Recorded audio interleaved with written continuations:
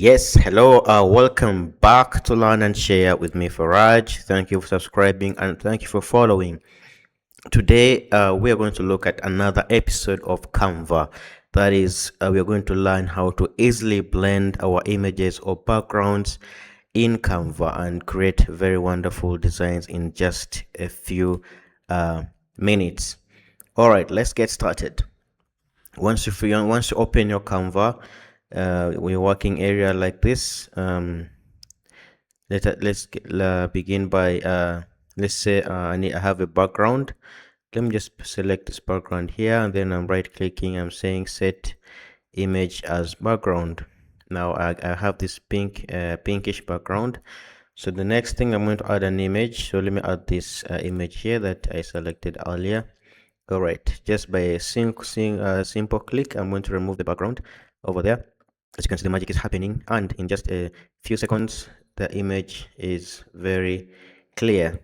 All right, now we need to blend this image into our background, and maybe add some catchy text to when you're making the designs. You've seen these designs are very common where the background is the other image is blending with the background.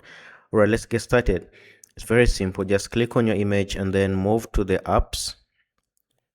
Over here, type in blend or image blend, and you'll get several apps that try to help you with this task. But I'm interested in this one, image blender. This is the icon. When you click on it, you will see the image blender is loading. All right, next is click on the image that you want to blend, and then you choose whether you want it to be linear, radial, or brush. Of course, other options are available when you get the image blender pro. At the moment, this linear is sufficient for me, so I'm going to click on the linear here. So when I click, you can see the magic is happening and my image is ready to be blended. Like you can see, you can adjust the strength of the blending how you like it.